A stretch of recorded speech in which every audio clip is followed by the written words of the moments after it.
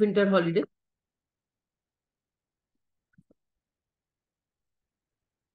أعوذ بالله من الشيطان الرجيم. بسم الله الرحمن الرحيم. رب اشرح لي صدري ويسر لي أمري واحلل عقدة من لساني يفقهوا قولي واجعل لي وزيرا من أهلي رب زدني علما رب زدني علما رب زدني علما. آمين. بسم الله الرحمن الرحيم.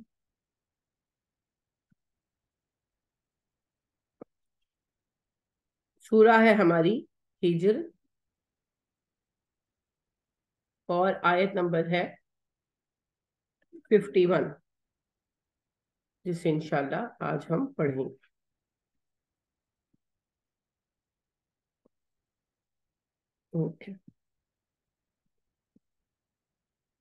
اللہ فرماتے ہیں وَنَبِّئْهُمْ، بتائیے ان کو، اطلاع دیجئے ان کو، عن ضیف ابراہیم، ابراہیم کے مہمانوں کا قصہ. اس داخلو، جب وہ داخل ہوئے تھے، علیہ اس پر، فقالو انہوں نے کہا سلامن سلام، قالا انا منکم وجلون، ابراہیم نے کہا بے شک ہم تم سے ڈرتے ہیں.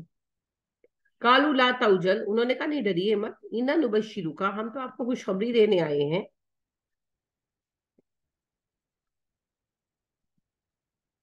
ایک سیکنڈ جی. بغلام علیم، ایک علم والے بیٹے کی. قالا بشرتمونی، ابراہیم علیہ السلام نے کیا تم مجھے خوشخبری دیتے ہو. الا امسنی الکبر، حالانکہ میں بوڑھا ہو چکا ہوں. فبما تبشرون، کیا خوشخبری دے رہے ہو تم مجھے. قالوا بشرناک بالحق، فرشتوں نے کہا ہم آپ کو بالکل سچی خوشخبری دے رہے ہیں. فلا تکن من القانتین، آپ مایوس لوگوں میں شامل نہ ہوئیے. قالا، ابراہیم نے کہا ومن یقنط من رحمت ربہ الا الضالون، میں مایوس نہیں ہوں، مایوس تو اپنے رب کی رحمت سے وہ ہوتے ہیں جو گمراہ ہو جائیں. قالا فما خطبکم ایھا المرسلون، پھر پوچھا ابراہیم نے اے بھیجے گئے فرشتوں تمہارا اصل مقصد کیا ہے. قالوا انا ارسلنا الی قوم مجرمین، انہوں نے کہا ہم بھیجے گئے ہیں مجرم قوم کی طرف. یعنی ان کا مجرم ہونا اتنا واضح تھا کہ انہوں نے نام بھی نہیں لیا، سیدھا کہا مجرم قوم کی طرف. آج میرا لیپ ٹاپ بہت تنگ کر رہا ہے صبح سے، پتا نہیں کیوں کر رہا ہے. اچھا جی، حضرت ابراہیم علیہ السلام کے پاس فرشتے آئے انسانی شکل میں، اور ابراہیم علیہ السلام نے بالکل نہیں پہچانا، کیونکہ جب انسانی شکل میں آتے ہیں تو کوئی نہیں پہچان سکتا. اس میں یہ نہیں کہ ابراہیم علیہ السلام کی کوئی کمی تھی، وہ آئے انسانی شکل میں تھے. بسم اللہ.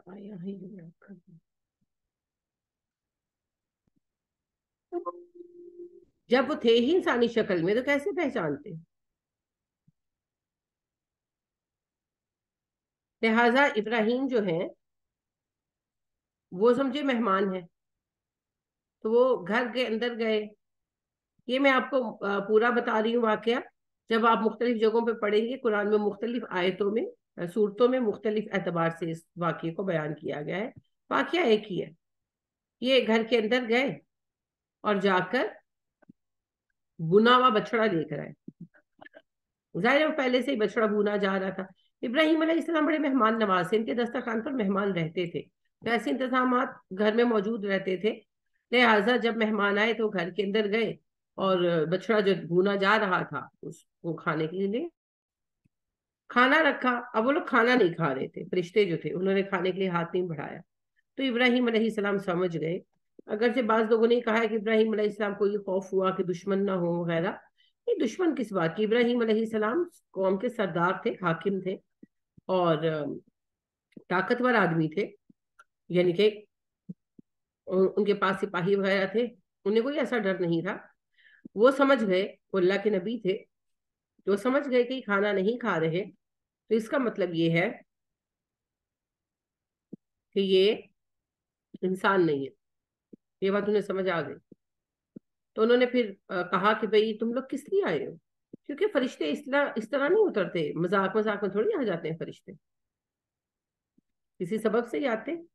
اسی لیے پھر پوچھا کس لیے آئے ہو, کیا کام ہے تمہارے آنے کا, سبب کیا ہے.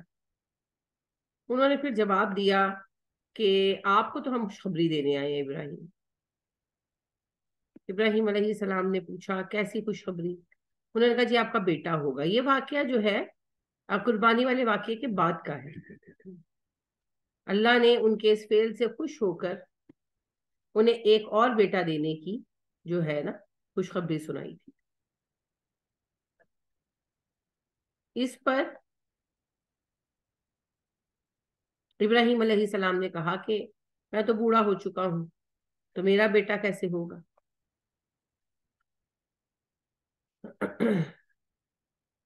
آپ پڑھیں گے انشاءاللہ آگے چل کر سورہ انبیاء میں بیان آتا ہے کہ اما سارا کہنے لگی کہ میں بوڑھی ہو گئی ہوں اور بانجھ بھی ہوں, میرے ہاں بیٹا ہوگا. تو انہوں نے کہا کہ آپ اللہ کی رحمت سے مایوس نہ ہوں, مجھے دیجیے گا پارا, آپ لوگ شیئر کریں. آج اسکرین آن نہیں کروں گی, اسکرین بس بہت بلنک کر کے پریشان کر رہی ہے. اصل میں میرا کمپیوٹر بہت پرانا ہو گیا, کبھی کبھی تنگ کرنے لگتا ہے بےچارا, تو وہ نا اس لیے آج نہیں میں آن کر رہی, اسٹے ہی نہیں کر رہی کہیں.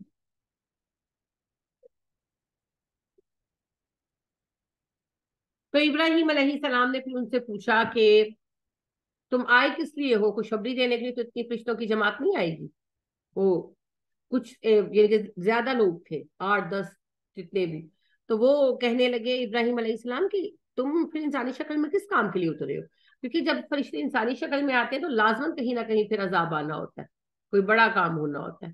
جیسے ہاروت اور ماروت اتارے گئے تھے, تو انہوں نے کہا جی ہم مجرم قوم کی طرف بھیجے گئے ہیں, اور نام بھی نہیں لیا, یعنی کہ قوم لوط مراد تھی. اللہ اعلیٰ لوط, سوائے لوط کے گھر والوں کے, ان لمنجوہم اجمعین, ہم ان سب کو بچا لیں گے, امرأتہ, سوائے اس کی بیوی کے, قدرنا, ہم نے مقرر کر دیا ہے, انہا لمن الغابرین, وہ پیچھے رہے گی. غبر کہتے ہیں پیچھے رہنے والی چیز کو, غبار کو اسی لیے غبار کہتے ہیں کہ ہم آگے بڑھ جاتے, غبار پیچھے ہوتا. تو اللہ کے حکم سے فرشتوں نے یہ جواب دیا کہ ہم قوم لوط کو تباہ کرنے آئے ہیں, صرف لوط کی فیملی بچا لی جائے گی مگر اس کی بیوی نہیں بچے گی. حالانکہ ان کی بیوی جو تھی نا وہ کسی برائی میں شریک رہی تھی, صرف برائی کو سپورٹ کرتی تھی, تو وہ بھی قوم کے ساتھ تباہ ہوگی. فلما جاء آل لوط المرسلون, تو جب آئے قوم لوط کے پاس فرشتے, قالا انکم قوم منکرون, تو لوط نے کہا تم اجنبی لوگ ہو. قالوا بل جئناک بما كانوا فيه يمترون, انہوں نے کہا ہم تیرے پاس لے کر آئے ہیں وہ عذاب جس میں انہیں بڑا شک تھا. وآتیناک بالحق, کی ہم آپ کے پاس حقیقت لائے ہیں. وإنا لصادقون, بے شک البتہ ہم سچے ہیں. فاسری باہلک بقطع من اللیل, بس اپنے گھر والوں کو لے کر نکل رات کے ایک حصے میں. واتبع ادبارہم, اور خود ان کے پیچھے چلنا. ولا یلتفت منکم احد, کوئی تم میں سے پیچھے پلٹ کر نہ دیکھے. وامضوا حیث تؤمرون, اور چلتے چلے جاؤ, وہاں پہنچو جہاں پہنچنے کا تمہیں حکم دیا گیا ہے. یعنی انہیں کہا گیا نا کہ یہاں سے نکل کر فلاں جگہ اپنے اسٹے کرنا ہے. تو انہوں نے کہا کہ جب ایک پہر رات رہ جائے, تہجد کا جو وقت ہوتا ہے, تو فیملی کو لے کر نکل جائے. آپ نے سب سے پیچھے رہنا ہے, کوئی پیچھے مڑ کر نہ دیکھے, جس نے پیچھے مڑ کر دیکھا وہ بھی قوم کے ساتھ تباہ ہوگا. وَقَضَيْنَا إِلَيْهِ ذَلِكَ الْأَمْرَ, بے شک ہم نے معاملے کو فیصلے تک پہنچا دیا ہے. أَنَّ دَابِرَ هَؤُلَاءِ مَقْطُوعٌ مُصْبِحِينَ, ان کی جڑ کاٹ دی جائے گی صبح ہونے تک, یعنی جب یہ صبح کے قریب ہوں گے تو اس قوم پر عذاب آ جائے گا. وَجَاءَ أَهْلُ الْمَدِينَةِ يَسْتَبْشِرُونَ, شہر کے لوگ آئے خوشیاں مناتے ہوئے. جب حضرت لوط علیہ السلام ان لڑکوں کی شکل میں تھے نا, گھر لے کر آئے. حضرت لوط کو نہیں پتا تھا فرشتے ہیں, آئے حضرت لوط سے ملے اور کہنے لگے کہ ہم اجنبی ہیں تو ہمیں مہمان ٹھہرا لیں گے. اب حضرت لوط بڑے اپسیٹ ہوئے, اگر مہمان ٹھہراتے تو ان کی لڑکوں کی جان اور عزت کا خطرہ تھا, اور نہ ٹھہراتے تو بھی وہی خطرہ تھا, تو کیا کرتے. گھر لے آئے, لیکن اب بہت پریشان تھے. اب یہ بات گھر سے باہر چلی گئی, کیسی چلی گئی پتا نہیں, شاید ان کی بیوی نے بتایا ہو, بہرحال پتا چل گیا قوم کو. تو وہ لوگ آئے اور کہنے لگے کہ لڑکے ہمارے حوالے کر دو. حضرت لوط نے کہا میرے مہمان ہیں, میں تم ان کے ساتھ زیادتی نہیں کرنے دوں گا. تو انہوں کی کافی بحث وغیرہ ہوئی, تو انہوں نے کہا ٹھیک ہے رات بھر میں مہمانی کر لو, صبح ان کو رخصت کر دینا, زیادہ تمہیں ان کا ٹھیکیدار بننے کی ضرورت نہیں, اور اگر تم نے ان کو صبح تک رخصت نہ کیا ہم ان کو زبردستی لے جائیں گے. حضرت لوط اب بہت پریشان تھے, رات بڑی پریشانی میں کاٹی. اور یعنی کہ یہ قرآن کی مختلف آیات کے بیان ہے. تو حضرت لوط علیہ السلام کہنے لگے کہ کاش میں کسی طرح کوئی طاقت ہوتی میرے ہاتھ میں، کوئی آدمی ہوتی، کوئی فوج ہوتی، میں بلاتا، میں مدد لیتا. تو پھر فرشتوں نے کہا کہ آپ پریشان نہ ہو لوط، ہم تو فرشتے ہیں، ہم تو وہ عذاب لے کر آئے جس میں ان کو شک ہے. تو رات ایک پہر رہ گئی ہے، آپ نکل جائیں فیملی کو لے کر. اور پھر جگہ بھی بتائی کہ فلاں جگہ پہ پہنچ کر رکنا ہے. پھر بعد میں ہی حضرت ابراہیم کے پاس آ گئے تھے. تو وہاں آپ پہنچے، اس سے پہلے رکنا نہیں ہے. سب لوگ آپ کے آگے ہوں گے، آپ پیچھے ہوں گے، پلٹ کر نہیں دیکھنا آپ نے، اور نہ ہی گھر والوں میں سے کسی نے. جو پلٹ کر دیکھے گا تباہ ہوگا. اور ساتھ بتا دیا سوائے آپ کی بیوی کے، کہ ان کی بیوی پلٹے گی. تو یہی ہوا، یہ لوگ چلے گئے. اور جب عذاب شروع ہوا تو حضرت لوط کی بیوی نے پلٹ کر اپنی قوم کی طرف دیکھا اور اس پر عذاب آیا. یہود کہتے ہیں کہ وہیں پر پتھر کی بنا دی گئی. ہاں جی دکھاتے تو ہے، پر وہاں ایسا کوئی پتھر نہیں ہے تو انہوں نے بنو لیا. ہاں وہاں پر ایک چٹان کھڑی ضرور ہے جس کے بارے میں کہا جاتا ہے کہ ان کی بیوی کا اسٹیچو ہے، پتہ نہیں اللہ عالم. لیکن یہ جو محاورہ ہے پلٹ کر دیکھا تو پتھر یہ یہیں سے بنا. باقی اللہ کو پتا ہے. یہ ضرور ہمیں پتا ہے کہ حضرت لوط کی بیوی پر عذاب آئے، وہ بھی اپنی قوم کے ساتھ تباہ ہو.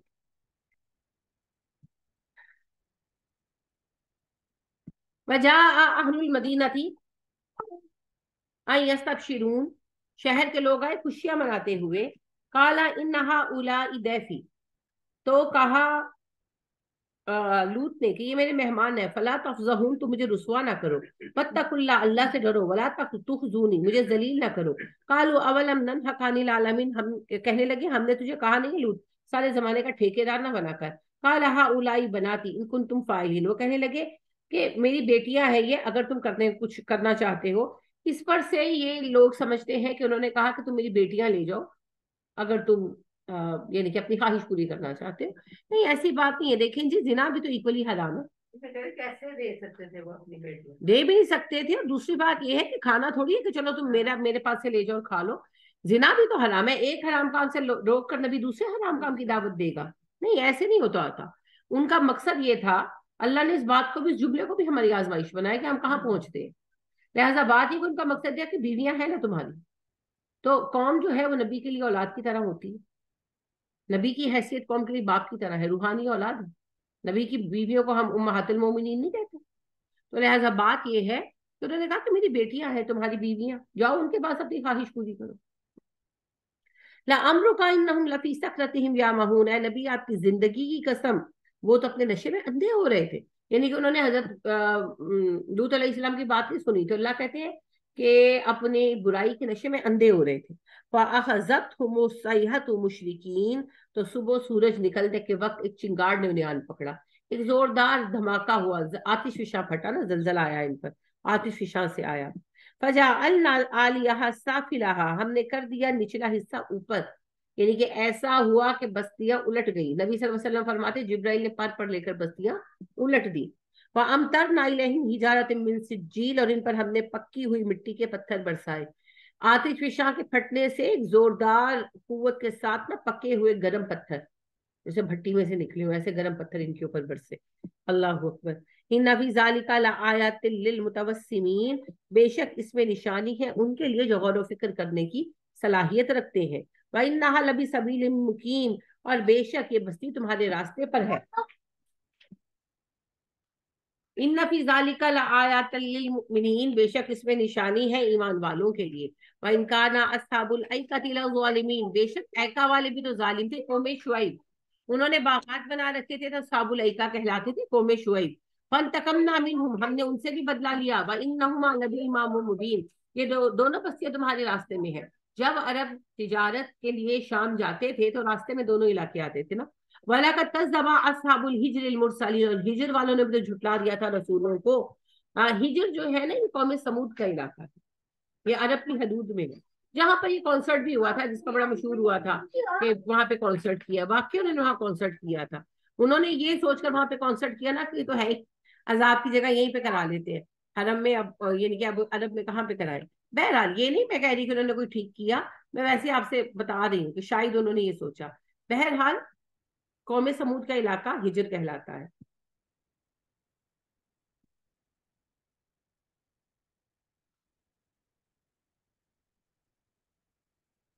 وَآتَيْنَاهُمْ آيَاتِنَا فَكَانُوا عَنْهَا مُعْرِضِينَ، ہم نے انہیں کئی نشانیاں دی مگر وہ تھے ہی اعراض برتنے والے، یعنی کہ نشانیوں کو نظر انداز کرتے تھے، تو اللہ کہتے ہیں وہ تھے ہی ایسے نشانیوں کو نظر انداز کرنے والے۔ وَقَالُوا يَنْحِتُونَ مِنَ الْجِبَالِ بُيُوتًا آمِنِينَ، وہ تراشتے تھے پہاڑوں میں اپنے گھروں کو امن سے رہنے کے لیے۔ فَأَخَذَتْهُمُ الصَّيْحَةُ مُصْبِحِينَ، تو پکڑ لیا انہیں ایک چنگاڑ نے جبکہ وہ صبح کرنے والے تھے، یعنی کہ صبح کے قریب ان پر عذاب آیا نا، تو ان پر بھی زلزلے ہی کا عذاب آیا تھا، تو صبح صبح ایک زوردار چنگاڑ کے ساتھ ان پر عذاب آ گیا۔ اعوذ باللہ من الشیطان الرجیم، بسم اللہ الرحمن۔ بس یہ آج دعا کرے لیکچر پورا ہو جائے۔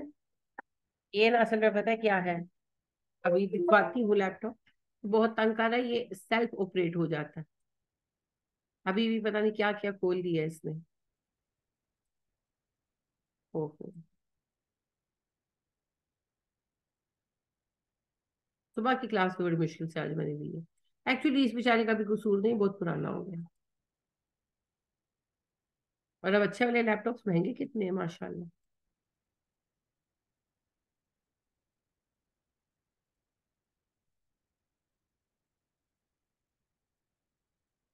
اللہ بسم اللہ، رب یسر ولا تعسر وتمم لنا بالخیر۔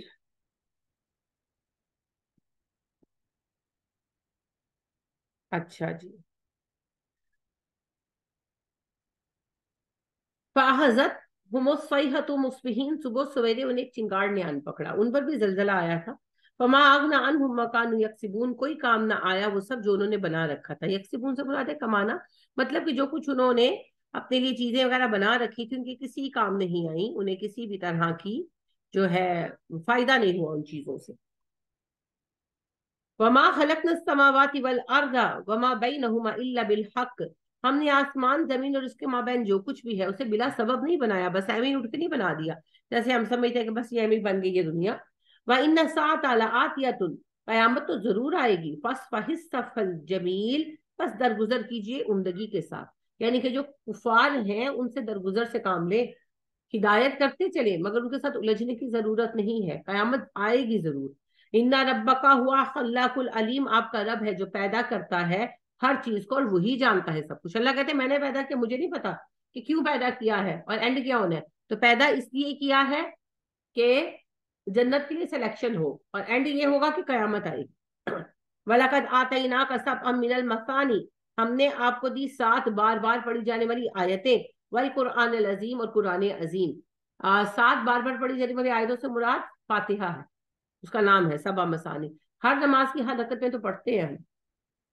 لا تمدنا، ہرگز آپ دراز نہ کیجیے گا، عینئی کا اپنی آنکھیں، الا ما متانا، اس کی طرف جو ہم نے فائدہ دیا انہیں، بھی ساتھ اس کے، ازواجم منہم، مختلف گروہوں کو ان میں سے۔ آپ ان چیزوں پر نظر بھی نہ ڈالیے گا جو ہم نے مختلف کافر گروہوں کو عطا کر رکھی ہے۔ نبی صلی اللہ علیہ وسلم کو کہا جا رہا ہے آپ تو ویسے ہی کسی چیز سے متاثر نہیں ہوتے تھے، تو آپ کو کہہ کر ہمیں سمجھایا جا رہا ہے۔ جیسے آج ہمارے یہاں بچے یہ بہت کہتے ہیں نا جی ان کو تو یہ مل گیا، ان کو تو وہ کامیابی مل گئی۔ اللہ کہتے ہیں کہ اگر کبھی تمہارے اوپر کوئی پریشانی کا وقت آ جائے، کبھی کوئی یہ جیسے آج ہم ایک مصیبت میں ہی ہے نا کہ مسلمان جو ہیں وہ تو ہارے ہوئے ہیں اور کفار جو ہے وہ بظاہر کامیاب نظر آ رہے ہیں، تو اللہ پاک کہتے ہیں تم پریشان مت ہونا اور ان چیزوں پر بالکل دھیان نہ دینا جو وقتی طور پر ہم نے ان کو عطا کر دی ہیں کفار کو۔ کیوں؟ کیونکہ عارضی ہے نا۔ ولا تحزن علیہم، نہ آپ ان پر غم کیجئے، یعنی کہ ڈپریس نہیں ہونا آپ نے کہ یہ ایمان نہیں لا رہے وغیرہ، لائیں تو اچھی بات ہے، نہیں لاتے تو یہ ان کا اپنا فیصلہ ہے۔ وَخْفِضْ جَنَاحَكَ لِلْمُؤْمِنِينَ، اور مومنوں کے لیے اپنے بازو نرمی کے ساتھ جھکا دیجیے۔ وَقُلْ کہیے انی انا النذیر المبین، میں تو کھلم کھلا آگاہ کرنے والا ہوں، کما انزلنا علی المقتسمین، جس طرح کہ ہم نے نازل کیا تقسیم کرنے والوں پر، الذین جعلوا القرآن عدین، ان پر جنہوں نے اپنے قرآن کو ٹکڑے ٹکڑے کر دیا۔ اللہ کہتے ہیں وہی آپ پر اسی طرح آ رہی ہے جیسے یہود پر آئی، جنہوں نے آپ سے پہلے قرآن کو یعنی کہ اپنی کتاب توریت کو ٹکڑے ٹکڑے کر دیا، آج ہم نے کر دیا۔ فَوَرَبِّكَ لَنَسْأَلَنَّهُمْ أَجْمَعِينَ، اے نبی صلی اللہ علیہ وسلم آپ کے رب کی قسم ہم ان سے سوال ضرور کریں گے، اکٹھا کر کے حساب لیں گے۔ اما کانوا یعملون، اس بارے میں جو وہ کرتے تھے، فَاسْتَبِقُوا بِمَا تُؤْمَرُونَ، آپ کو جو حکم دیا جا رہا ہے ढंके की चोट पर अलल ऐलान बयान कर दीजिए, वआरिद अनिल मुशरिकीन, मुशरिकीन पर जरा ध्यान न दीजिए, इन्ना कफैना कल मुस्तहज़ीन, मजाक उड़ाने वालों को हम काफी हो जाएंगे आपकी जानिब से, यानी जो आपका मजाक उड़ाते हैं ना मैं देख लूंगा। अल्लज़ीना यजअलूना मअल्लाहि इलाहन आखरा, ये वो लोग हैं जिन्होंने अल्लाह के साथ दूसरे खुदा बनाए हुए हैं। फसौफ यालमून, नतीजा करीब जान लेंगे। वलकद नालमू, बेशक हम जानते हैं, अन्ना का यदि को सदरु का, कि सीना घुटता है आपका, बिमा यकूलून, उनकी बातें सुनकर तंग करते थे ना तो अल्लाह कहते हैं मुझे पता है कि आपको तकलीफ होती है। फसब्बिह बिहम्दि रब्बिका, तो आप अपने रब की तस्बीह कीजिए, वकुम मिनस साजिदीन, और सजदा कीजिए। यानी जब दीन का काम करते हुए दिक्कत महसूस हो, तंगी महसूस हो, दिल घुटने लगे, तो अल्लाह कहते हैं सब सब्बिह बिहम्दि रब्बिक, सुभान अल्लाह व बिहम्दिही, कसरत से पढ़िए। घर में हैं आप, आपको घर वाले बातें सुनाते हैं या जहां पढ़ाते हैं वहां सुनाते हैं, तो सब्बिह बिहम्दि रब्बिक, यानी सुभान अल्लाह व बिहम्दी, कसरत करें इसकी। वाबुद रब्बा का, अपने रब की इबादत कीजिए, हत्ता यातिया कल यकीन, जब तक आपको मौत ना आ जाए, जो यकीनी बात है। यानी अल्लाह कहते हैं तब तक मेरी इबादत पर कायम रहो जब तक तुम जिंदा हो। ठीक है, तो लिहाजा कोई रियायत नहीं है जी, कोई बातें सुनाए तो भी कोई फर्क नहीं पड़ता, हमें अपना काम करना ही करना है। हाँ, अल्लाह के जिक्र से सहूलत होगी, और खास तौर पर सुबहान अल्लाह व बिहम्दी से होगी। तो सुबहान अल्लाह व बिहम्दी के बारे में वैसे भी नबी अकरम सल्लल्लाहु अलैहि वसल्लम ने कहा कि ये वो जिक्र है जिसकी वजह से तमाम मखलूकात को रिस्क मिलता है, तो तुम इससे कोताही ना मत। तो इसको कसरत से पढ़े, अल्लाह खैर करे, अल्लाह आसानी फरमाने वाला है। रिस्क बढ़ता है, आप मिला भी सकते हैं, नबी सल्लल्लाहु अलैहि वसल्लम ने कहा, अल्लाह ने फरमाया ना सूरह नस्र में, सब्बिह बिहम्दि रब्बिका वस्तगफिर, तो नबी सल्लल्लाहु अलैहि वसल्लम पढ़ा करते थे सुभान अल्लाह व बिहम्दिही, सुभान अल्लाहिल अज़ीम वस्तगफिरुल्लाह व अतूबु इलैह, तो ये पूरा पढ़ सकते हैं। ठीक है, तो जिस तरह से भी चाहे मिलाकर पढ़ लें, अलग अलग भी पढ़ सकते हैं, सुभान अल्लाह व बिहम्दी भी पढ़ लो और इस्तिगफार की भी एक तस्बीह कर लो, आपकी मर्जी है जैसे पढ़। अल्लाह बस कबूल फरमाए हमसे, आमीन सुम्मा आमीन। आज बस यहीं पर बात खत्म करेंगे, आज मैं जरा लैपटॉप को सेट करूं, ये बहुत परेशान कर रहा है, तो इंशाल्लाह फिर अगली क्लास में नई सूरत शुरू करेंगे। सुब्हानक अल्लाहुम्मा व बिहम्दिका व नशहदु अल्ला इलाहा इल्ला अंता व नस्तगफिरुका व नतूबु इलैक। अस्सलामु अलैकुम व रहमतुल्लाहि व बरकातुहू।